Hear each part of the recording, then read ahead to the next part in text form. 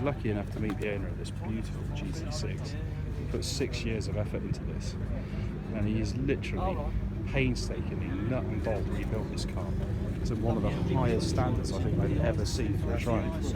It's absolutely beautiful. And he's done it in classic black and silver.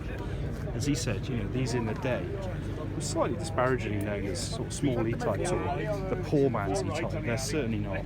They're a car in their own right. And as he said, you know, they're probably closer to something like a DB6 actually than an E-type. This one's got UJs as well, not the Rotoflex suspension, and so it really sits on the road nicely. And with that straight six up front, this is every bit the stunning classic it always should have been. Those days are long gone. These cars are appreciating classics for very good reason. That Michelotti design and that lovely straight six makes this an absolute bargain, really, the classic car world. Not that you'd be able to buy this off him, because if you paid him for his labour, you'd have to win the lottery. Cheers for now.